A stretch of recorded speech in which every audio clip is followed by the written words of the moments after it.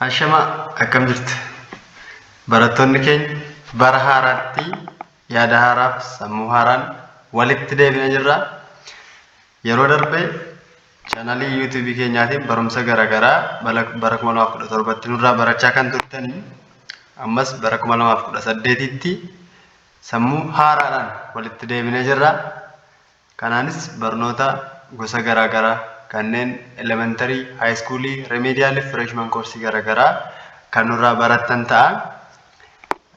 Barumsa keenya guyyaa har'aatiin saayinsii waliigalaa kutaa 7ffaa qabannee isinii dhiyaatneerra. Boqonnaa tokkoffaa irratti kan wajjiniin ilaallu waa'ee yaadameewwan bu'uuraa saayinsii akka ta'edha.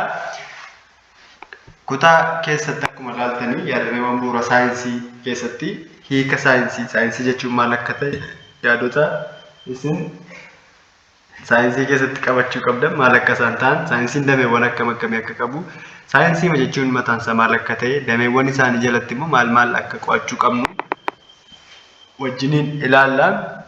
Saayinsii jechuun egaa karaawwan nu ittiin qo'annoo qo'annu jechuudha. Karaa ittiin beekumsa argannu saayinsii jennaan. Beektonni garaagaraa hiika garaagaraa kennan iyyuu malee saayinsiin hiikaa mataa isaa danda'e kan qabu. Fakkeenyaaf mee jechoota jarri kun jedhan lamman yookiin immoo saayinsiin maal akka ta'e jedhanii yaaduma nama lama kan kitaabni keessan barreesse ilaallu. Saayinsii jechuun egaa beekumsaaf adeemsa beekumsa ittiin argatanidha jedhani tokko. Saayinsiin mataa masaa beekumsadha. Akkasuma immoo adeemsa ittiin beekumsa argatanidha jedha. Yaanni inni jalqaba akkas jedha. Inni kan biraan mala qo'annoo ta'ee jedha. Waa'ee uumama waliigalaa fi hawaasummaa dhala namaa ilaalchisee beekumsa kan nama gonfachiisudha jedha. Mala qo'annaati jedhee uumama waliigalaa fi hawaasummaa dhala namaa ilaalchisee beekumsa kan nama gonfachiisudha jedha. Yaadonni kun lamaan yaadota wal fakkaatoodha. Inni sunis saayinsii beekumsatti fakkeessee inni lammaffaas immoo beekumsa karaa ittiin argannu karaa wanta beekumsa nama gonfachiisu tokkodha jedha ibsa. Egaa yaadni waliigalaa saayinsii jechuun maal akka ta'e beekumsa saayinsiin qabu qindaa'aa ta'e karaa daawwachuun, mala dha'uu, yaalii geggeessuu, ibsuu, hiikuu, sababeessuudhaan adeemsa beekumsa argachuuti. Fakkeenyaaf waa'ee wanta tokko beekuu yoo barbaadne qoranna, wanti sun maal akka ta'e gadi fageenyaan ilaalla, mala dhoofna, yaalii irratti geggeessina, wanta yaalii irratti geggeessisan ammoo deebinee in ibsina, in hiikna, sababeessinee kan ittiin ibsinu sun maal jedhama? Saayinsii jennaanii jechuudha. Yaadni waliigala saayinsii kanadha. Wantoota daawwannee ilaalle maal fakkaata wanti kun jennee kan ilaallu, akkasuma karaa ittiin waa'ee waan sanaa beekuu dandeenyu mala dha'uu, akkasuma yaalii geggeessuun, ibsuun, hiikuuf sababeessuudhaan inni kun maal jedhama? Saayinsii jedhama. Egaa durii kaasee dhalli namaa saayinsii mala aadaatiin itti fayyadamaa ture. Mala aadaadhaan yeroo jennu utuu akka saayinsii nama meeshaawwan teekinooloojii kun hin dhufin dhalli namaa saayinsii nuun amma itti fayyadamnu kana karaa mataasaa kalaqaa mataasaa itti fayyadamaa ture. Ajannu fakkeenyaaf sibiila baqsuudhaan meeshaalee garaagaraa tolchuun kun saayinsii nuun amma itti fayyadamaa jiru. Maashinoota nuun amma argaa jirru kun utuu hin dhufin sibiila baqsuutiin gara saayinsiitti dhiyaachaa turan. Kan biraa qoricha biqiltoota adda addaa fayyadaman irra qoricha mataa isaanii qopheeffatanii itti fayyadamu. Barreeffamaaf immoo daraaraa yookiin hilillii wantoota garaagaraa cuunfanii akka bifa wanta akka qalama nuun amma jennu kana yookiin waan nu ittiin barreessinu kana isaan immoo qalama garaagaraa ilillii garaagaraa cuunfuudhaan itti fayyadamaa kan turan isaan sun saayinsiidha jechuudha. Saayinsiin egaa madda beekumsa baay'ee bal'aa ta'e beektonni qorannoof akka toluuf jecha dameelee adda addaatti qoqqoodanii jiru. Isaan keessaa dameewwan bebbeekamoo sadii jiru. Innis damee saayinsii ta'ee baayoloojii kan jennuun, damee saayinsii ta'ee keemistirii kan jennuun, damee saayinsii ta'ee immoo fiiziksii kan jennuun jiru jechuudha. Saayinsiin dameewwan gurguddoo sadii kan adda jalatti ilaallu baayoloojii, keemistirii fi fiiziksii kan jennuun. Baayoloojiin damee saayinsii uumamaa ta'ee wantoota lubbuu qabeeyyii ta'an, wantoota lubbuu qaban waa'ee isaanii kan qo'atu. Keemistiriin immoo damee saayinsii uumamaa ta'ee waa'ee caasaa amalootaaf jijjiiramoota maatarii kan qo'atu. Keemistiriin maatarii kan jennuun jechi maatarii jedhu wantoota hangaaf qabee qabanii maatarii jennaan. Waa'ee sana caasaa isaanii tokko, amaloota isaanii lama, jijjiiramoota maatarii sanaa kan qo'atugaa keemistirii jennaan. Kan biraa fiiziksii. Fiiziksiin immoo waa'ee sochii wantootaa humna annisaa maatariin qabu sana kan qo'atu. Egaa agartanii damee saayinsii uumamaa ta'e keemistiriin waa'ee maatarii sana caasaasaa amalaa fi jijjiirama maatarii sanaa qo'ata. Fiiziksiin immoo waa'ee maatarii ta'ee annisaa humnaaf sochii maatarii sanaa qo'ata jechuudha. Baayoloojiin immoo waa'ee lubbuu qabeeyyii qo'ata. Saayinsiin egaa bakka gurguddaa lamatti saayinsii hawaasaa fi saayinsii uumamaa jedhamee akka qoodamu dubbannee turre. Saayinsiin uumamaa warreen dameewwan an amma isiniin jedhe baayoloojii, keemistirii fi fiiziksii of jalatti akka qabatuu fi saayinsiin kan biraa immoo saayinsii uumamaa jedhame, saayinsii hawaasaa jedhamee akka jiru wajjin kan ilaallu ta'a. Egaa saayinsiin uumamaa kun sadan hariiroo guddaa waliin qabu. Gargar ba'uu hin danda'an. Baayoloojiin keemistirii irraa adda ba'ee jiraachuu hin danda'u. Fiiziksiin baayoloojii irraa yookiin keemistirii irraa adda ba'ee jiraachuu hin danda'u. Hariiroo baayoloojiidhaa fi keemistirii gidduu jiru baayoo keemistirii jennee waamna. Hariiroo baayoloojiidhaa fi fiiziksii gidduu jiru immoo baayoo fiiziksii jenneeni. Hariiroo keemistirii fi fiiziksii gidduu jiru immoo fiizikaal keemistirii jennee waamnaanii jechuudha. Dameewwan saayinsii uumamaa hariiroo isaan qaban akkasittiin ilaallaa jechuudha. Fakkeenyaaf adeemsa footoosinteensisii yoo fudhanne, footoosinteensisiin adeemsa biqiloonni magariisni nyaata mataa isaanii ittiin qopheeffataniin footoosinteensisii jennee waamna. Footoosinteensisii keessatti anniisaa barbaachisu wal nyaatiinsa keemikaalaa gaggeeffamuu fi adeemsi kun guddina biqilootaaf faayidaa inni qabu hariiroo baayoloojii, keemistirii fi fiiziksii waliin qaban inni agarsiisa. Fakkeenyaaf enerjiin yookiin immoo anniisaan barbaachisu waa'ee maalii qo'ata? Waa'ee anniisaa sana eenyu qo'ata? Fiiziksii qo'ata. Waa'ee maatarii achi keessa jiru reakshinii waa'ee yookiin immoo adeemsa keemikaalaa achi keessa jiru immoo keemistirii qo'ata. Waa'ee biqilaa sanaa immoo kan qo'atu immoo baayoloojii jedhama. Biqilaan lubbuu qabeeyyii waan ta'eef waa'ee biqilaa sanaa kan qo'atu immoo baayoloojii jedhama. Kanaaf sadan isaanii walirraa adda ba'anii jiraachuu hin danda'anii jechuudha. Kunoo asitti hariiroowwan isaanii baayoloojii, fiiziksii fi keemistirii hariiroowwan isaan qabanii baayookeemistirii, baayoofiiziksii, fiizikaal keemistirii. Hariiroo fiiziksii fi keemistirii gidduu jiru fiizikaal keemistirii, hariiroo baayoloojii fi keemistirii gidduu jiru baayookeemistirii, hariiroo baayoloojii fi fiiziksii gidduu jiru immoo baayoofiiziksii jennee qo'annaa jechuudha. Inni itti aanu saayinsii fi teekinooloojii. Saayinsii fi teekinooloojii jennee wanta nu ilaallu kun egaa saayinsii fi teekinooloojiin hariiroo saayinsii fi teekinooloojii argannoowwan saayinsawaa ta'an hojiitti hiikuu fi hojiirra oolchuudha. Argannoowwan saayinsiidhaan argaman akkasuma hariiroowwan teekinooloojii kanaan argaman hojiitti hiikuu fi hojiirra oolchuu. Beekumsi saayinsii fi teekinooloojii rakkoowwan garaagaraa dhala namaa yeroo adda addaatti mudataa turaniif fala argamsiisuun jireenyi fooyya'aa akka dhufu wayii taasisee jira. Namni dur fakkeenyaaf akkuma amma jennee sibiila walitti baksee abiddaan gubee maal godhee enerjii guddaa baasaa ture. Amma garuu maashinii xiqqoo fayyadamnee sibiilota walitti baksinee waan barbaanne jechuu dandeenya. Maashinii xiqqoo fayyadamnee mana keenya keessatti baay'ee yeroo qoraanii balleessuuf yookiin muka baay'ee gubuurraa maal fayyadamne elektirikii fayyadamne maashinii xiqqoo fayyadamne waan barbaanne hojjennee kan sokkinu teekinooloojii waan baay'atee fi isa kanaaf saayinsii fi teekinooloojii faayidaa baay'ee waan nu fayyade keessaa isa tokko jechuudha.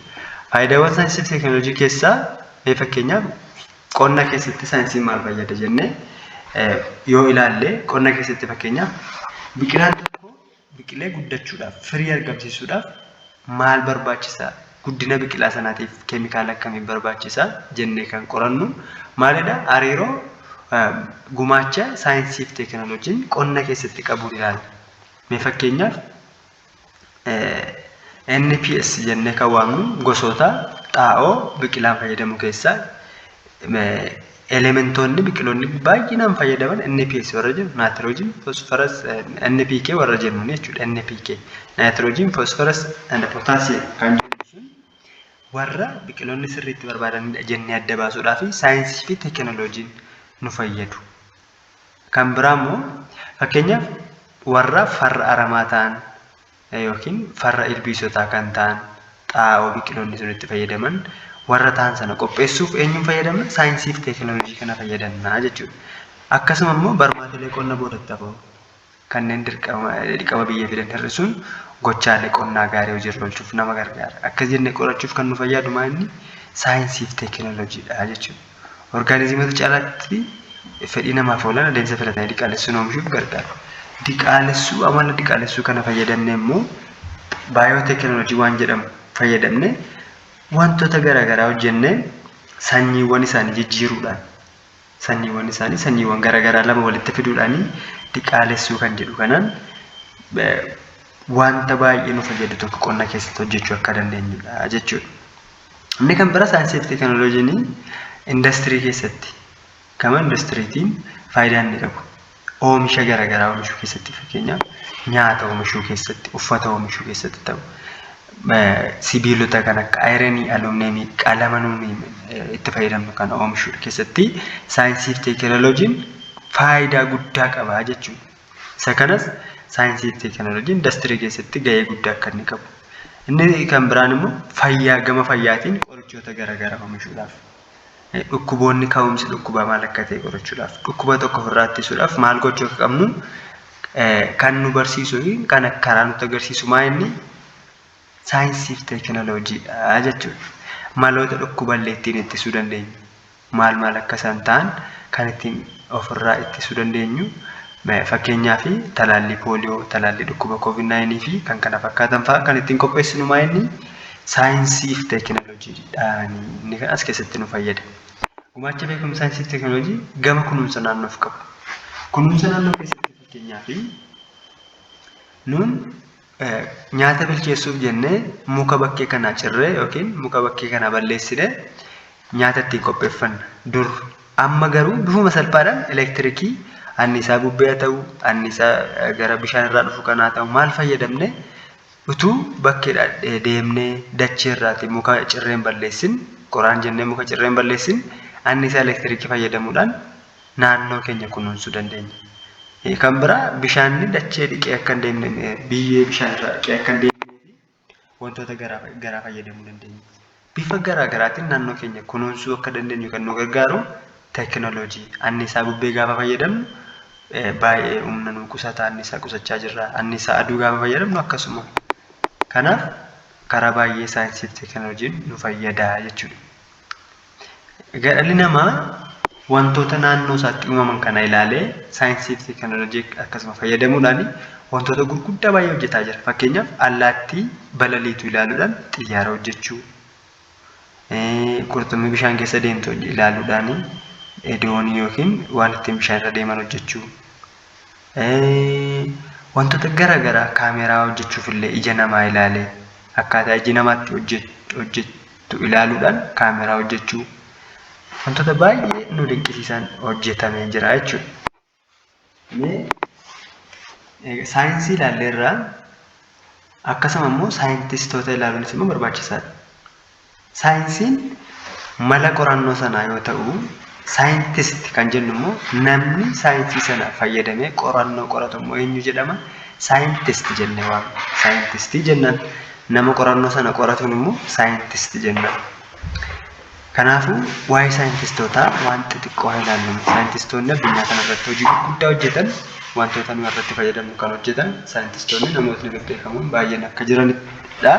Isaan keessaati Mikaayil Faaraday namni jedhamu bara 1991 amma 1791 haga 1867tti kan jiraate Faaraday keemistii fi fiizistii biyya British qorannoo waa'ee elektiroomagneetizimii fi elektirookeemistirii irratti gumaacha olaanaa taasise. Namichi kun keemistiidha, fiizistiidha. Keemistii jechuun nama waa'ee keemistirii qo'atu. Akkasuma fiizistii jechuun immoo nama beekumsa fiiziksii qabuun fiizistii jennaan. Kanaaf argannoon isaa waa'ee elektiroomaagneetizimii fi elektirookeemistirii qo'achaa ture nama itti milkaa'edha jechuudha. Akkasuma piriinsipiloota tiraansfoormaroonni elektirikii fi jenereetoroonni ittiin dalagan argannoo isaan ifoomse. Kanaaf namicha saayintistii beekamaa keessaa tokko eenyuma Mikaayil Faaraday nama jedhamu. Kan biraa Albert Einstein. Albert Einstein lammii Jarmanidha. Inni kunis ogeessa fiiziksii fi herregaa kan ta'e tiyoorii garaagaraa rileetivitii tiyoorii jedhamu fa'aa gabbisuudhaan beekama. Akkasuma bara 1921 illee qorannoo waa'ee taatee footoo elektirikii irratti taasisan badhaasa Noobeelii argatee jira. Footoo elektirikii jechuun ifa akka ta'e elektirikii ifarraa argannu akkasuma argatee jira jechuudha. Isaan immoo badhaasa Noobeelii argatee qorannoon isaa kun dagaaginaan isaa atomikii irrattis gahee olaanaa qaba. Inni kan biraa Toomaas Edison yeroo baay'ee Toomaas Edison lammii Ameerikaa nama yeroo baay'ee waa isaa kaasnee haasofnu gaafa waa isaa kaasnee haasofnu maal yaadanna?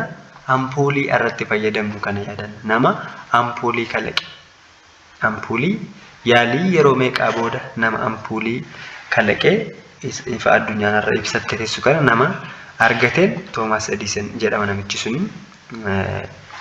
Argannoo isaas bara 1879 argisiisuu danda'eera.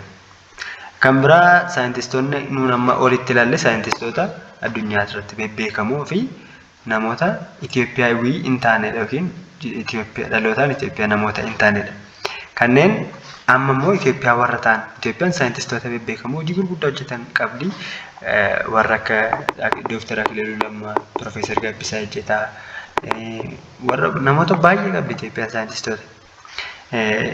Namni jalqabaa Dooktar Akililuu Lammaanii saayintistii Itoophiyaan qabdu keessaa nama baay'ee beekamaadha. Qorannoo bara 1964 akka lakkoofsa Awurooppaa dhukkuba shistoosoomiyaasisii yookiin bilhaarziyaa raammoo shistoosooma jedhamuun ofirratti taasisee qoricha daddarba dhukkuba kanaa ittisu argate. Dhukkuba bilhaarziyaa qoricha ittisu argatee namni kun qorannoo isaatiin kanaan milkaa'ee jira jechuudha.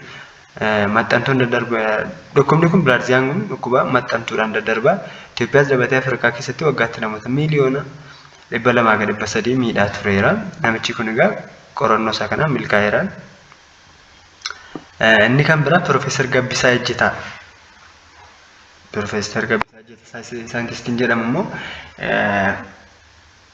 maal godhee umurii ijoollummaa isaatti yeroo barumsaa baratu karaa fageenya 30 kiiloomeetira ta'u torbanii miilaan deddeebi'ee rakkoo dandamachuun obsa cimaan barachaa kan turee fi dhumarratti immoo barumsa isaatiin qabxii gaarii galmeessuun yuunivarsiitii galee ogeessa saayinsii biqilaa ta'uun eebbifamee jira. Saayinsii biqilaa barate yookiin pilaan saayinsii jennu barate erga kana barateeti qorannoo isaatiin midhaan mishingaa irratti kan inni qorate sanyii filatamaa midhaan mishingaa naannoo gammoojjiifaatti dandabatu hojjetee addunyaa gumaachee jira. Argannoon isaa kun biyyoota hiyyeeyyii akka Afrikaatiif immoo baay'ee wabii nyaataa ta'ee argame. Inni ta'an immoo Profeesara dubartii taate Alamtsaayii Makonnin kan jennu isheenis saayintistii beekamtuu lammii Itoophiyaa taate qorannoo dhimmoota gurguddoo lama irratti gaggeessite yeroo baay'ee ni kaafamti. Isheenis inni jalqabaa farra ilbiisotaa hojjette. Lammaffaan immoo biqiloota namaa fi bineeldotaaf daawwaa ta'an ilaalchistee qorannoo kan keessatti waa'ee daawaas qoratteetti. Waa'ee saayintistoota kanaan yoo bira dabarree naamusa ogummaa saayintistoota irraa eegamu. Naamusa ogummaa saayintistoota irraa eegamu maalidha jennee ilaallume. Saayintistiin tokko yaalii fi qorannoo adda addaa namas ta'e bineensota irratti yommuu gaggeessu naamusa ogummaa irraa eegamutu jira. Isaanis tokkoffaa of eeggannoo barbaachisaa ta'e gochuu. Nama yookiin bineensa yaalii irratti gaggeessuuf of eeggannoo gochuu yeroo yaalii sanatti. Sababni isaa miidhaan jiraachuu danda'a waan ta'eef nama yookiin bineensa yaalii irratti gaggeeffamu sanaaf of eeggannoo gochuu. Kan biraa amanamummaa qabaachuu, iftoomina qabaachuu fi itti gaafatamummaa kan fudhatu ta'uu qabu. Hojii isaatiif amanamaa nama ta'e ifatti nama hojjetu yookiin iftoomina nama qabuu fi itti gaafatamummaa fudhatee kan hojjetu ta'uu qaba jechuudha. Erga qoratee booda immoo firii argamu sana ilaalchisee haqa yookiin dhugaa jiru kan kaa'u ta'uu qaba malee kan loogu yookiin kan fedhii miira isaa ibsu ta'uu hin qabu. Seeruma qorannoo ta'e yookiin naamusa saayintistoota irraa eegamu ta'e erga qorannoo sana qoratee baaseen booda dhugaa argate dhugaa jiru qorannoo isaa keessatti waan argate ibsuu akka qabu malee loogii yookiin fedhii miira isaa ibsuu ta'uu hin qabu. Inni kan biraa hojii namni biraan hojjete akka waan ofii hojjennetti dhiyeessuun nurraa hin barbaachisu naamusa saayintistummaa miti. Hojii namni biraan hojjete yoo illee fuunee hojii keenya keessa gashine nama sana ibsine yabaluutu argate jennee nama sana maqaa dhoofne yoo ofitti daballe malee akkasumatti wanta namni kan biraan hojjete akka wanta argannoo keenya ta'etti barreessuun naamusa saayintistii miti jechuudha. Kanaafuu naamusni hojii kanas kana fakkaataa. Barannoo keenya irraatiin asuma irratti yoo dhaabne barannoo keenya kutaa itti aanutiin immoo yookiin paartii 2dhaan immoo meeshaalee mana yaalii keessatti itti fayyadamnu ilaallaa. Yaadota qabdan karaa koomentii nu beeksisuu dandeessu. Viidiyoowwan keenya immoo hiriyoota keessaniif sheer gootanii biraan akka geessan deddeebitanii akka nu jajjabeessitan subscribe akka gootan isiniin jenna. Yeroo gaarii.